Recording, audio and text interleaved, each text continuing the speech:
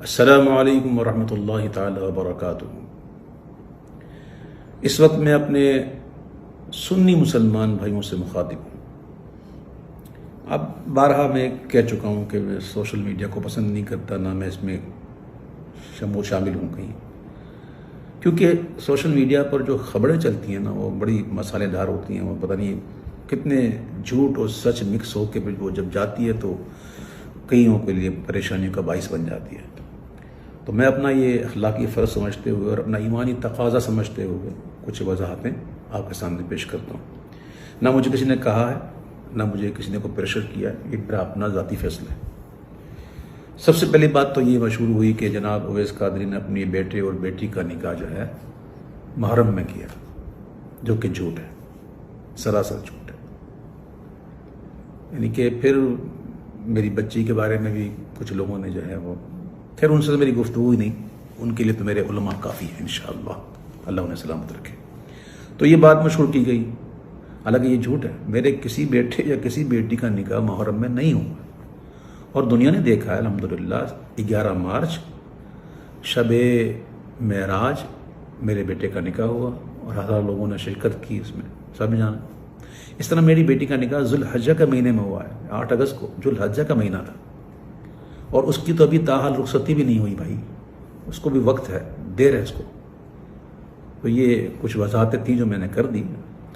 البتہ یہ تھا کہ میرے بیٹے کا جو ولیمہ تھا نا، وہ تاریخ تھی 2 اگست۔ یہ میں آپ کے سامنے کارڈ پیش کر رہا ہوں، یہ تاریخ، یہ کارڈ دیکھ سکتے ہیں، اس میں لکھا ہوا ہے 2 اگست۔ لیکن 2 اگست کو کیا ہوا تھا؟ لاک ڈاؤن پورے کراچی میں، سب کچھ بند، کاروبار بند، مزارات بند، اسکول کالج سب بند، ہال بند، یہ سب کچھ ڈھکی چھپی بات نہیں ہے، سب بند ہو گئے تھے۔ تو یہ ہمیں کینسل کرنی پڑی۔ تو یہ ہے کارڈ کی سر ورق، جس پر ہم نے یہ یوں اسٹیکر لگایا تھا، یہ یوں، ٹھیک ہے۔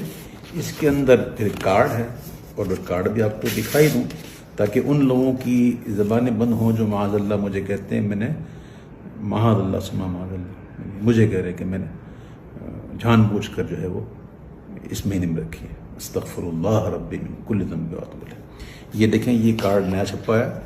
ہر کارڈ جس کو میں نے کارڈ کیا، اس کارڈ کے پیچھے ایک کارڈ ہے، یہ دیکھیں، یہ پرانے کارڈ ہے۔ اس میں دیکھیں کیا تھا،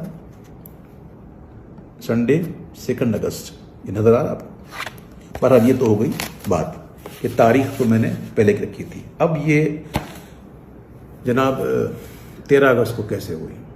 تو بات اصل یہ بھائیوں، کچھ ایسے حقائق ہوتے ہیں جو لوگوں کو نہیں پتہ ہوتا، جو قریبی ہوتے ہیں نا ان کو پتہ ہوتا ہے۔ کچھ مجبوریاں ہوتی ہیں۔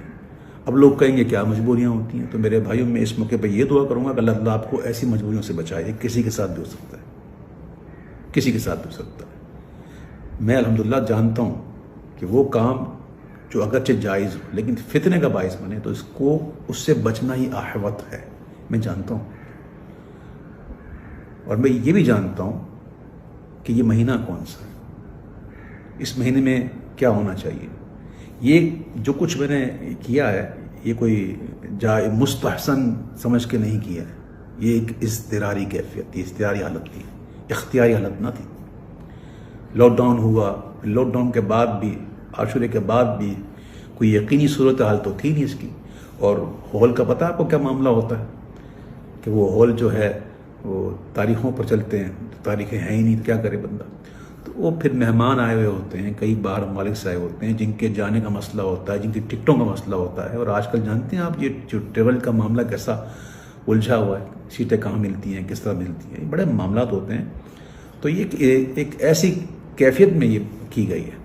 اس کے باوجود الحمدللہ، یہ میں بتاؤں الحمدللہ کہ ہمارے یہاں، میرے یہاں الحمدللہ شادی میں گانے باجے، ناچ ڈانس پارٹیاں یہ نہیں ہوتی، چاہے محرم ہو یا نہ ہو۔ الحمدللہ میں امیر اہل سنت مولانا محمد الیاس عطار قادری کا تربیت یافتہ ہوں، ان کی صحبت میں رہ چکا ہوں، اللہ کا شکر ہے۔ ہمارے یہاں یہ چیزیں نہیں ہوتی، ہماری دھوم دھام تو بس یہی ہے، حضور کا ذکر، اللہ کے محبوب کا ذکر۔ تو میں نے اپنے بیٹے کے ولیمے کو برائے ایصال ثواب امام علی مقام شہداء کربلا میں نے منسوب کیا اور ان کے نام کا لنگر مہمانوں کو کھلایا۔ اب ذرا یہ بھی دیکھ لیں کہ جو تقریب میں ولیمہ تھی وہ کیسی تھی، جس کے گواہ کراچی کے مستند بڑے بڑے مفتیان کرام، بڑے بڑے علماء کرام، بڑے بڑے سرا حضرات اور دیگر مسلمان موجود تھے جو اس بات کی گواہی دیتے ہیں، اور گواہی دی ہے انہوں نے کہ ایسا ولیمہ ہم نے کبھی زندگی میں نہیں دیکھا کہ جس میں ایسی نعتیں پڑھی جائیں، ایسے مناقب پڑھے جائیں امام علی مقام کے۔ مغرب کی نماز با جماعت ادا کی گئی اور پھر 1 گھنٹہ پورا الحمدللہ 1 گھنٹہ سوا گھنٹہ ہم نے عشاء کا وقت شروع ہونے سے پہلے تک ہم نے یہ سلسلہ رکھا، سلام پڑھے گئے، مناقب پڑھے گئے، دعائیں کی گئیں اور پھر عشاء کی نماز با جماعت ادا کی گئی شریعت کے مطابق، اور پھر تمام مہمانوں کو جو ہے وہ لنگر حسینی کھلایا گیا۔ اور ایک اور بات بتا دوں کہ اس محفل میں میرے بیٹے کا سہرا بھی نہیں پڑھا گیا۔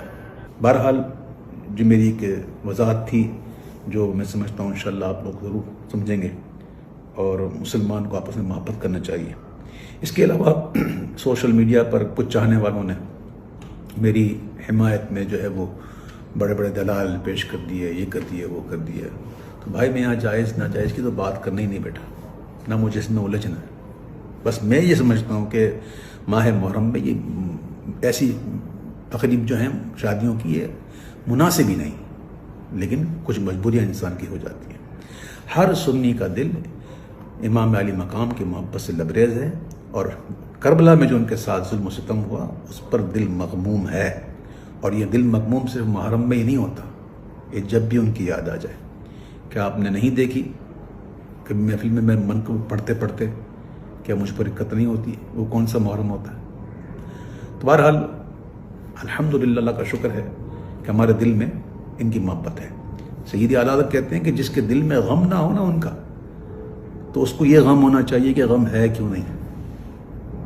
تو اللہ کا شکر ہے کہ ہم اس ماحول میں پلے بڑے ہیں جہاں الحمدللہ اہل بیت کی محبت پلائی جاتی ہے۔ تو میں عرض کر رہا تھا کہ میرے کئی سنی بھائیوں نے جو ہے ماشاءاللہ محبت میں آ کر بڑی معاملات کیے، تو میں ان سے ہاتھ جوڑ کر عرض کرتا ہوں کہ برائے مدینہ کسی قسم کی اس قسم کی کوئی تقریر یا کوئی آپ نہ کریں، آپ کی بڑی مہربانی۔ میں سادات کا ایک ادنا غلام ہوں، میں ان کے در کا ادنا فقیر ہوں، میری اپنی کوئی عزت نہیں، میں ایک ذلیل انسان ہوں، میری جتنی عزتیں ہیں سب ان کے نالین کے صدقے میں، حضور کے نالین کے صدقے میں۔ تو سادات کرام یقیناً اس قسم کی جو بناوٹی خبریں سن کر ان کے دل پر تو ناگوار گزرا ہوگا، اور انہوں نے جذبات میں آ کر باتیں بھی کی ہوں گی، ان کا قصور بھی نہیں ہے اس میں۔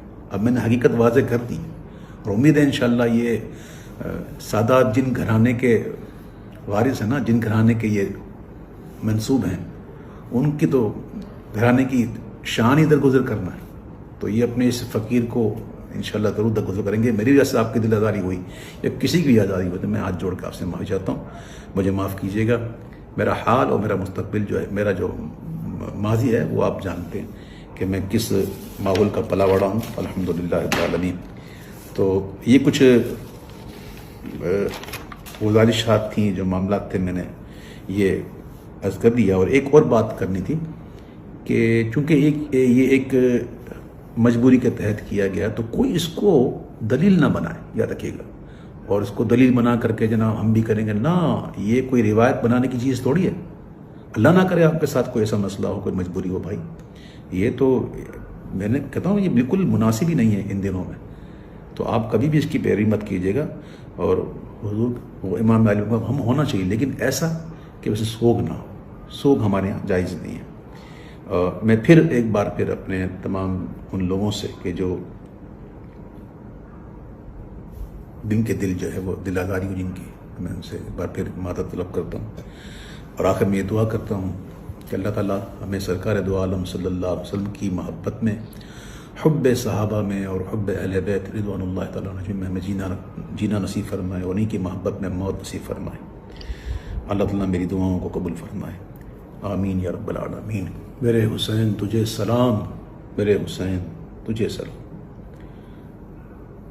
انہیں سلام منور یہ چاہتا ہے جی، تمام عمر لکھوں اور نہ ہو تمام سلام۔ السلام علیکم ورحمۃ اللہ وبرکاتہ۔